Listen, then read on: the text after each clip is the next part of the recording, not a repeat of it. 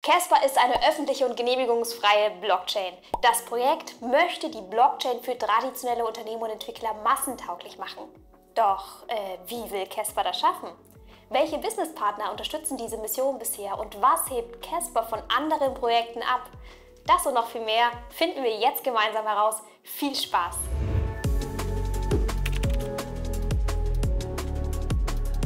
Es ist das Jahr 2022. Wir befinden uns im Zeitalter einer noch nicht vollständig erschlossenen Blockchain-Welt.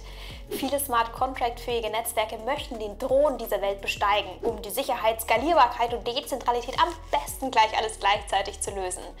Das verstehen wir unter dem Blockchain-Trilemma. Die Lösung dieses Trilemmas wäre der Startschuss für eine gewaltige Lawine hin zur Massenadaption von Krypto. Sind wir jetzt schon soweit? Können wir diese Kryptolawine auslösen? Nicht mal Ethereum ist aktuell für den Ansturm gerüstet. Aber der Markt drängt immer mehr. Immer mehr herkömmliche Unternehmen möchten auf einer Blockchain bauen. Mittlerweile nutzen rund 44 der 100 größten internationalen Konzerne die Blockchain-Technologie. Walmart, PayPal, Visa, McDonald's, Adobe, Meta, JP Morgan, Oracle, Apple, SAP und so weiter. Die wollen wirklich. Da gibt es nur ein paar Probleme. Jetzt pass auf. Angenommen, du willst in deiner Firma ein Blockchain-basiertes Projekt entwickeln und wählst dafür zum Beispiel Ethereum. Jetzt brauchst du für das Projekt als nächstes eine Kostenaufstellung, um zu planen. Wie viel kosten dich allein die täglichen Gasgebühren über Ethereum? $3 pro Transaktion, $10? Und was ist mit dem nächsten Monat? Wie viel ETH musst du beiseite legen? Kannst du dein Projekt laufen lassen, auch wenn im Bullenmarkt gerade die Gebühren explodieren? Noch schlimmer, wird die App dann überhaupt reibungslos laufen? Hat Ethereum genug Kapazitäten? Stell dir vor, SAP als Tech-Unternehmen sagt zu seinen Kunden, sorry, wir müssen warten. Ein weiterer Gedanke, du möchtest als Konzern deine Funktionen auf der Blockchain immer weiter verbessern. Das Leben geht ja auch schließlich außerhalb der Blockchain weiter. Würde Ethereum deine neuesten Updates unterstützen? Was bringt dir ein teurer Sattel, wenn das Pferd darunter trotzdem nicht schneller läuft? Dein altes iPhone unterstützt ja auch kein Update von 2022 mehr und läuft deswegen ja nicht schneller. Und ein letzter Gedanke. Du bist normaler Entwickler für ein Unternehmen. Du hattest bisher noch keine Berührungspunkte zur Programmiersprache Solidity von Ethereum. Und neben dir gibt es viele andere Entwickler, denen es genauso geht. Ich treibe das Ganze jetzt auf die Spitze. Das sind nur Gedanken von mir. Stell dir vor, du bringst dir zuerst als Entwickler eines Top 100 Unternehmens Solidity bei. Dann endlich baust du einen unwiderruflichen Smart Contract. Dieser ist womöglich nach 2 Jahren später veraltet. Du kannst ihn aber nicht mehr aktualisieren, weil er die Basis-Blockchain hinterherhinkt. All die harte Arbeit jahrelang steht still. Willst du 5 Jahre jetzt warten? Wer zahlt die ETH-Gebühren für dein Projekt? Du? Dein Chef? Keine Sorge, das ist nur Worst Case. Wie soll Casper all den genannten Anforderungen gerecht werden?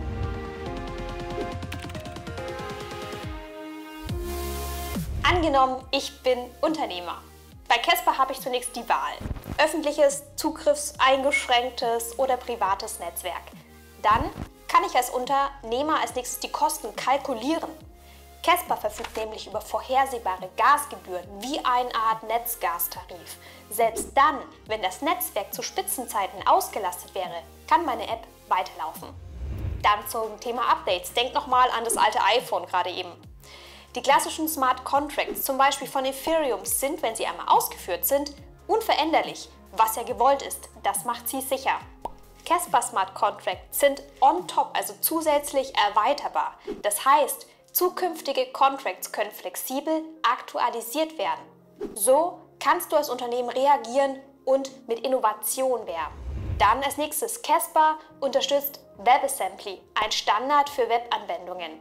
WebAssembly ist bekannt, was das Programmieren wiederum auf Casper entwicklerfreundlicher macht. Dann, Casper unterstützt Tokens. Der Standard ist ähnlich wie ERC20 von Ethereum, verfügt nur über mehr Sicherheitsmechanismen. Wer schon was auf Ethereum kreiert hat, der kann mit seinem Projekt in wenigen Schritten auf Casper umziehen, um dort neuere Funktionen zu testen. Und Casper unterstützt einen eigenen NFT-Standard, den CEP78-Standard. im Portfolio seit Oktober. Das sind keine Haute Couture NFTs, sondern NFTs von der Stange, sprich bereits als Vorlagen vorgefertigt, kaum Gasgebühren, wie Smart Contracts im Nachgang aktualisierbar.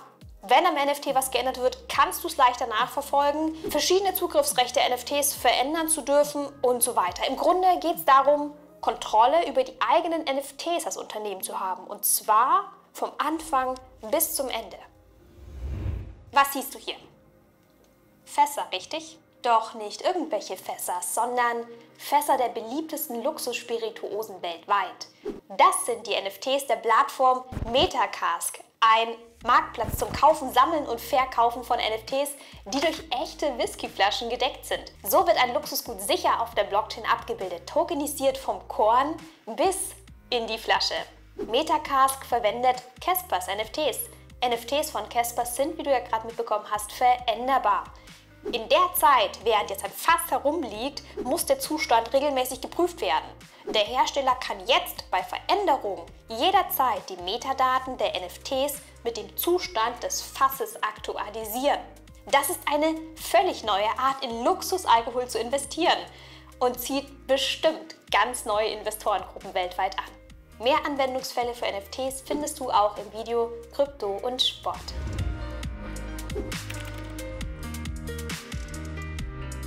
Hier hast du zunächst eine etwas ältere Übersicht über das Ökosystem. Ich habe mich gefragt, nach welchen Kriterien wählt Casper seine Partner aus und wie passen die Partner zum Ökosystem? Werfen wir doch einfach mal einen Blick auf die interessantesten Namen, um uns das zu beantworten. Als erstes Chainlink. Casper Labs wurde die erste Plattform, die das bekannte Oracle-Netzwerk Chainlink in die eigene Kernplattform integriert hat. Chainlink hilft Casper, die Transaktionsgebühren in Fiat als US-Dollar gegenüber den Tokens zu übersetzen. Erinnere dich noch an die Lösung vorhin mit den vorhersehbaren Gasgebühren. Chainlink bietet für Casper bisher die einzige Oracle-Lösung an, die diese Art von Datenqualität und sicherer Infrastruktur für Unternehmen bieten kann. Mehr findest du auch in meinem Video zu Chainlink. Aus dem Bereich Validatoren und Staking-Pools fallen Namen wie die der Börsenplattform Uphold und Huobi. Uphold ist eine Multi-Asset-Plattform, die auch speziell für Unternehmen Dienstleistungen anbietet. Dann BitGo integrierte auch Casper. BitGo auch eine Full-Service-Plattform für Staking, Verwahren und Handeln von Vermögenswerten für Institutionen.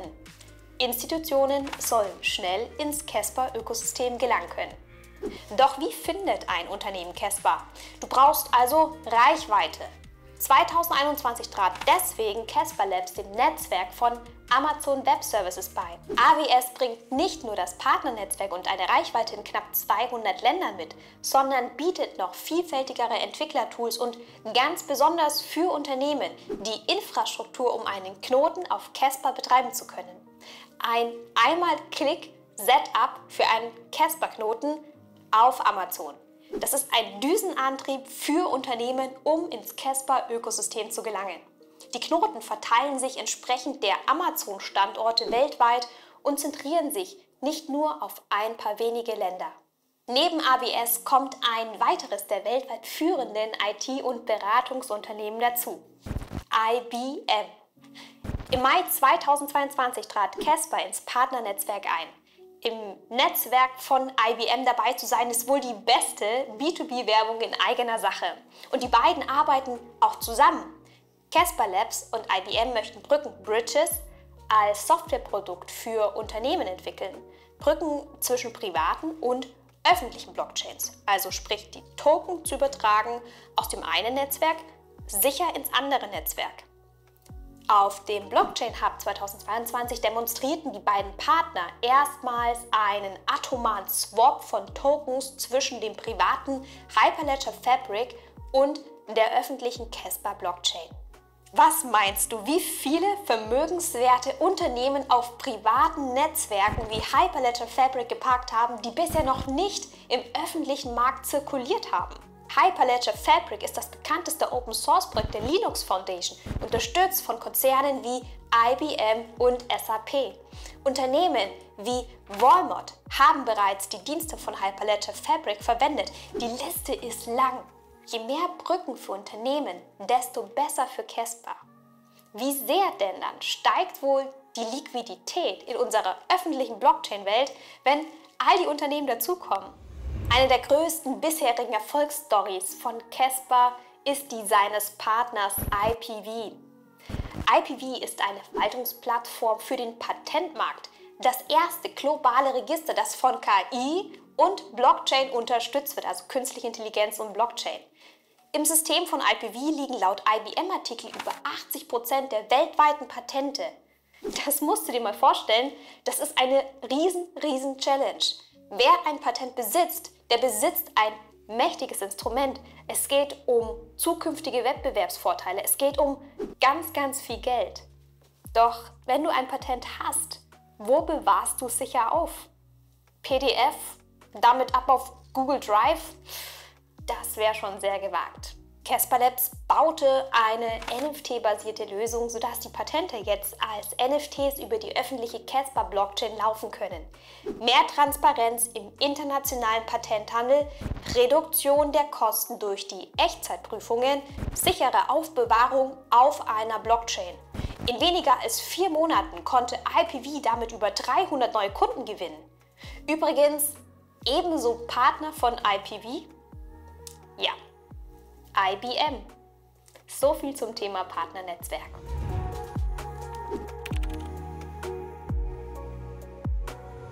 Casper wurde 2017 per White Paper geboren. Casper unterzog sich 4 Jahre lang einer zielgerichteten Roadmap with Purpose. Forschungen, Finanzierungsrunden, Testnetzeinführungen, private und Public Token Sales, Expansion nach China und sogar in die Vereinigten Arabischen Emirate. Die letzte Feuertaufe durchlief Casper, als ihn Trail of Bits auf Herz und Nieren checkte. Trail of Bits ist wie der TÜV unter den Tech-Konzernen. Krypto-Experten prüfen dabei, ob Bugs im Code oder irgendwelche Designfehler vorliegen. Kaliber wie Facebook, Google, Linux Foundation, Zoom, Airbnb nahmen bereits Dienstleistungen von Trail of Bits an. Auch LF0, ein weiteres Blockchain-Projekt, hat Trail of Bits beauftragt. Mehr dazu findest du in meinem Video zu LF0. März 2021 wird Casper erwachsen und verlässt das Elternhaus, um als eigenes Mainnet Karriere in der Smart Contract Welt zu machen. Hinter Casper stehen 3 Musketiere. Die Non-Profit Casper Association, dann Casper Labs, beide mit Hauptsitz in der Schweiz, und zu guter Letzt die Developers DAO, das ist eine unabhängige Entwicklergemeinschaft. Schauen wir uns jetzt beispielhaft Casper Labs aus dem Dreigespann an. Das Herz von Casper Labs bildet Medha Palika, eine der führenden Frauen in der Blockchain-Branche, CTO von Casper Labs. Ohne die Liebe zur Technik hätte Medha wahrscheinlich niemals begonnen, in ihrem Keller Computer zu bauen. 20 Jahre lang hatte sie vor Casper Labs für Softwareprodukte von Unternehmen gearbeitet, wie Adobe, Omniture oder mp3.com. Sie sagt, wir nehmen die Ängste vor der Blockchain-Technologie für Unternehmen. Unternehmen haben jetzt die Chance, sich anzupassen. Sie sollten nicht zurückgelassen werden. Ich halte es nicht für selbstverständlich, wenn ein CTO eines Tech-Unternehmens nicht nur technisch argumentiert, sondern Menschen inspirieren möchte. Großer Pluspunkt. Casper Labs hat einen smarten Kopf. CEO Mrinal Manohar. Mrinal ist ehemaliger Computerprogrammierer und ein absoluter Finanzprofi. Mit beiden Sparten verfügt er über wichtige Kenntnisse, die beim Führen eines Blockchain-Unternehmens helfen. Vor Casper hat er unter anderem bei Microsoft und bei Saget Capital gearbeitet. Unter Saget Capital leitete er einen Technologie-Medien-Telekommunikations-Hedgefonds, kurz TMT-Fonds. Wert des Fonds? 1 Milliarde US-Dollar. Unternehmen wie Saget Capital bieten sich kleinen und mittleren börsennotierten Unternehmen als Aktionäre und langfristige Partner an, zum Beispiel durch finanzielle Spritzen oder Managementunterstützungen. Dementsprechend konnte Mrinal in dieser Zeit beim Aufbau nachhaltiger und hochwertiger Partnerschaften helfen. Kleine Anekdote, den ersten Bitcoin kaufte Mrinal bereits 2010 von seinem Mitbewohner zu Zeiten seiner Graduiertenschule. Dieser Mitbewohner war damals einer der größten Bitcoin-Miner. bekam damals mit seinen Servern 5% der Hash-Power hin. Damals gab es noch keine Exchanges wie Binance oder Coinbase. Seit 2012 investierte Mrinal außerdem in weitere Projekte wie in Ethereum, Maker oder Filecoin.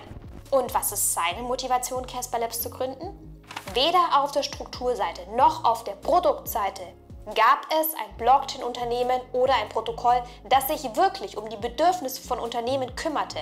Und das hat mich dazu gebracht, Casper Labs zu gründen, um ein Softwareentwickler zu sein, der dabei hilft. Mrinal wie Meda. Beide möchten aufgrund ihrer Geschichte anderen Unternehmen die Blockchain-Industrie zugänglich machen, mit Herz und Kopf. Und diesmal nicht aus dem Keller oder über den Mitbewohner, sondern im Labor von Casper Labs. Du siehst hier, dass von den rund 70 Mitarbeitern von Casper Labs diese Erfahrung von Amazon, Web Services, Facebook oder auch Stanford mitbringen. Hier siehst du in der Finanzierungsgeschichte, dass Casper in 3 Vorfinanzierungsrunden über 40 Millionen US-Dollar einnehmen konnte. Wer investiert in Casper? Ich habe dir dazu mal einen Teil der Investoren eingeblendet. Zum Beispiel Digital Strategies gehört dazu. Das ist einer der Hauptinvestoren und Unterstützer von Casper, die auch in Projekte wie Axie Infinity oder Hedera Hashgraph investiert sind. Oder Arrington XRP Capital, auch ein Investor, der in Projekte wie Algorand oder Polkadot investiert hat. Ein bekannterer Name unter allen Investoren ist Terence Scott Pisa, der die erste Finanzierungsrunde über seine persönliche Holdinggesellschaft Acuitas Group Holdings leitete. Pisa hatte früher einige leitende Positionen in Technologie- und Biotech-Unternehmen und war bei Goldman Sachs tätig. Er machte seinen Bachelor in einer der renommiertesten Elite-Business-Schulen der Welt, an der Wharton School, Pennsylvania. Das ist die gleiche Schule, wo übrigens auch Elon Musk und Warren Buffett studiert haben. Wenn ich das richtig sehe, dann scheint Pisa als Advisor im Board das erste Mal direkt mit einem Blockchain-Unternehmen wie Casper Labs in Verbindung zu stehen. Was sieht Terence, ein Vorsitzender eines börsennotierten Pharmaunternehmens wie BioV, in der Forschung von Casper Labs?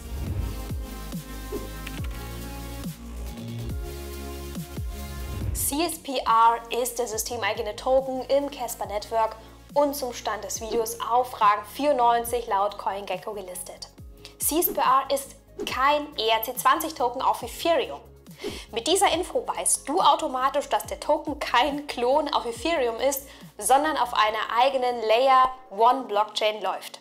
Für dich ist die Info vielleicht auch hilfreich und gut, denn damit bekommt der Token einen zusätzlichen Nutzen, Utility. Ohne den Token läuft die Proof-of-Stake Blockchain nicht. Dienstprogramme auf Casper verwenden CSPR.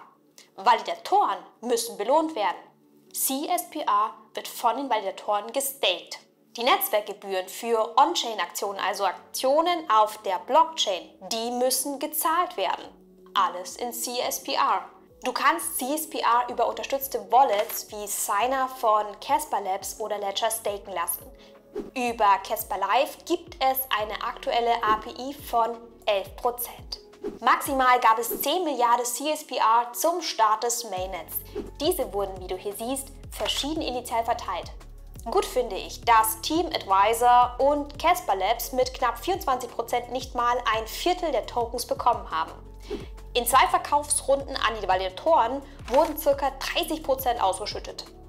Das könnte im ersten Moment vielleicht hoch erscheinen. Die Validatoren jedoch hinterlegen ihr Hab und Gut im Netzwerk und sind selbst daran interessiert, dass das Ökosystem langfristig wächst. Machen die Validatoren ihren Job gut, profitieren die Delegierer mit. CSPR als Token ist inflationär.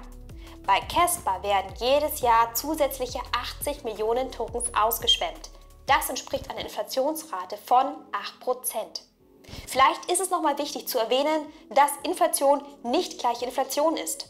Zum einen hat jeder inflationäre Token eine andere Dynamik mit anderen Einflussfaktoren. Bei Polkadot wird mit einer jährlichen Inflation zum Beispiel von 10% geplant, die dann, wenn 1 Milliarde Tokens erreicht sind, wieder planmäßig abgesenkt werden soll. Bei Cosmos schwankt die Rate je nach Handelsvolumen im Netzwerk zwischen 7 und 20%. Das zweite ist, Dass die Inflation einer Kryptowährung sich von der Inflation unseres Fiat-Gelds, also Euro, US-Dollar, unterscheidet. Fiat-Geld wird häufig nicht in nachhaltige Infrastrukturen wie Bildungssystem, Gesundheit oder den Straßenbau gesteckt. Bestes Beispiel Corona-Krisenzeit damals. Ein Unternehmen hat Geld erhalten, ohne dafür gearbeitet zu haben. Das widerspricht dem Prinzip des Geldes und führt zwangsläufig zu seiner Entwertung. Wann ist Inflation also schlecht für uns? Es hilft vielleicht, wenn wir uns fragen, wohin bewegt sich das extra Geld? Bei Casper wird das extra Geld, die extra 80 Millionen Tokens, an die Validatoren und Delegatoren bewegt. Das heißt, diese Neuausschüttungen unterstützen die nachhaltige Bindung seiner Tokenbesitzer und Validatoren an das Netzwerk. Das ist das Grundprinzip einer gesunden, leichten Inflation, um ein Ökosystem wirtschaftlich anzukurbeln. Abschließend noch ein technologischer Steckbrief für dich. Casper Labs soll laut Hochrechnung 136.000% energieeffizienter als Bitcoin sein. Kannst du hier den grünen Punkt rechts neben Bitcoin und Ethereum erkennen? Dann verwendet Casper einen Proof-of-Stake-Mechanismus.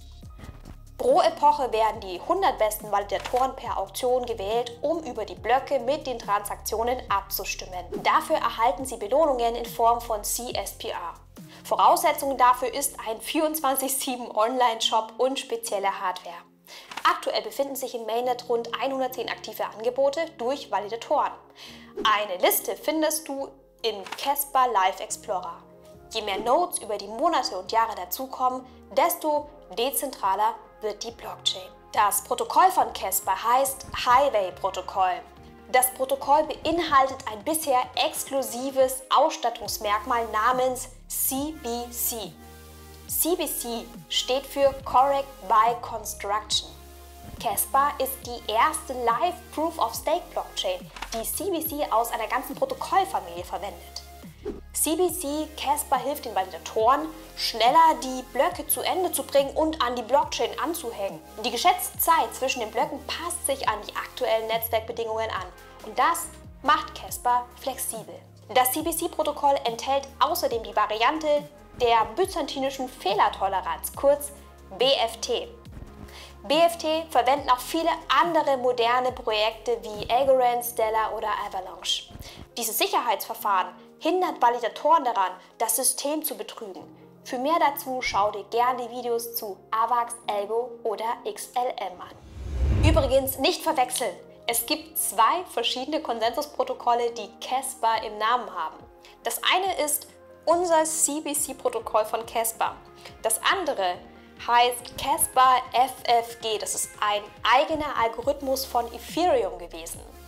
Casper FFG ist im Zuge der Proof-of-Stake-Umstellung von Ethereum jetzt Teil des neuen Gasper-Algorithmus.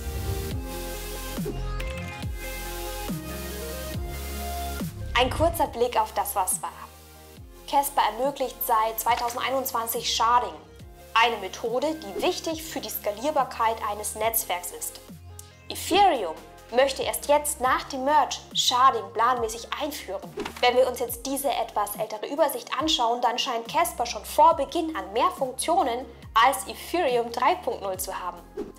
Manche nennen Casper daher auch als die letzte Evolution Ethereums. Ein Blick auf das, was kommt. 2023 wird unglaublich spannend. In Q1 ist das Upgrade auf Casper 2.0 geplant. Für was Ethereum über 7 Jahre lang gebraucht hat, braucht Casper nur 2 Jahre. Das Highway-Konsensusprotokoll soll durch das neue Zug-Konsensusprotokoll abgelöst werden. Mit diesem Update sollen, wie auch im angepinnten Tweet, die Fähigkeiten der Smart Contracts noch benutzerfreundlicher werden. Außerdem wird es ein offenes Validatorenmodell für die Casper-Community geben und neue Gebührenmechanismen. Hier in dieser Roadmap siehst du die weiteren Meilensteine. Das Team möchte sich vergrößern. 2024 soll eine weitere Finanzierungsrunde das Unternehmen absichern. Aber auf was ich wirklich gespannt bin. Hier steht, dass Q4 2023 erwartet wird, dass die ersten Unternehmen aus der Fortune 500 Vermögensliste auf Casper bauen werden. Bei sowas werde ich immer hellhörig und ich musste mir auch gleich die Liste anschauen. Neben Amazon und Walmart gibt es ja einige umsatzstarke Unternehmen. IBM hat Casper Labs ja schon. Was tut sich da also im Hintergrund? Denk nochmal an den Anfang. 44% der Top 100 Unternehmen setzen bereits Blockchain ein. Wer kommt als nächstes? Wird Casper damit nicht zukünftig zur Konkurrenz von Ethereum? Das glaube ich nicht. Casper wird eher Ethereum bereichern. Auch die Zielgruppe der Markt ist ein völlig anderer. Mehr auf Software-as-a-Service-Lösungen ist Casper aus für Unternehmen und Entwickler außerhalb der Blockchain-Welt. Außerdem arbeiten Ethereum und Casper bereits zusammen. Das CBC-Protokoll wurde teilweise mit von Ethereum-Entwicklern erarbeitet. Ein bekannter Ethereum-Entwickler, Vlad Sam4, wurde dafür zum Konsensusprotokoll-Spezialisten von Casper Labs ernannt. Ethereum finanziert die Research-Arbeit von Sam4 sogar mit, auch wenn es nicht direkter Investor von Casper Labs ist. Wie schaut dann die Zukunft von Casper aus? Ein Gedankenspiel. Kennst du Kusama aus meinem Polkadot-Video? Kusama ist eine Art Vorkoster für Apps von Polkadot und schafft als Live-Netzwerk reale Testbedingungen. Nach all diesen Funktionen, die wir jetzt über Casper kennen, wäre es nicht denkbar, dass Casper für all die Entwickler interessant wird, die Projekte vor Ethereum auf Casper testen möchten. Könnte Casper damit nicht eine ähnliche Beziehung zu Ethereum aufbauen wie Kusama zu Polkadot? Was meinst du, wäre sowas denkbar als Rolle? Wenn ja, dann würde sich doch auch die Nachfrage von CSPR verändern, oder? Vielleicht noch ein letzter Vergleich zur bisherigen Geschichte erfolgreicher Tech-Unternehmen wie Facebook. Mark Zuckerberg hat Facebook vor 18 Jahren gegründet. Als jeder gefühlt Facebook hatte, dachtest du, das ist der neue Standard. Doch dann kam Twitter, Insta, TikTok und so weiter. Gibt es Facebook heute noch? Ja, aus Facebook wurde 2021 Meta. Meta kaufte WhatsApp und Instagram. Jetzt im Plan ist ein Metaverse. Du siehst, Meta gibt es heute noch. Wie Meta auch, verfügt Ethereum über einen großen Netzwerkeffekt. Dieser Effekt sagt aus, dass mit jedem Nutzer bzw. Knoten das Netzwerk an Wert gewinnt. Ethereums Netzwerkeffekt ist mittlerweile so gigantisch, dass sich das System keine groben Fehler erlauben darf. Daher erfolgen die Upgrades so langsam. Casper hingegen verfügt über keinen so vergleichbaren Netzwerkeffekt. Jung, kleineres Ökosystem, weniger Benutzer und so weiter. Was das System jedoch schnell und flexibel macht, passend für die schnelle und flexible Welt da draußen. Ich denke mir nur, Unternehmen wollen nicht jahrelang auf ein erfolgreiches Upgrade warten und suchen nach maßgeschneiderten Lösungen. Sie werden nach Alternativen suchen. Und das wäre doch die Chance für Casper, oder? So, und jetzt will ich dich fragen, was glaubst du, sollte man CSPR im Portfolio haben? Was gibt's zu Casper noch Wichtiges zu wissen? Schreib mir doch deine Gedanken dazu, würde mich auf jeden Fall interessieren. Wenn du dich für Casper begeisterst, dann könnten dich meine Videos zu LF0 oder Hedera Hashgraph interessieren. Beides Wettbewerber von Casper. Hedera ist eine weitere enterprise-orientierte Smart Contract-Plattform. Im Hedera Council sitzen aktuell 27 Konzerne verschiedener Branchen wie Google oder auch IBM. Folg mir gerne auch auf Twitter, neben YouTube meine Second-Layer-Plattform, um dich auf dem Laufenden zu halten. Danke dir schon mal, ich bin Miss Krypto, von Krypto fasziniert, ich freue mich riesig auf dich. Wir sehen uns bis zum nächsten Mal.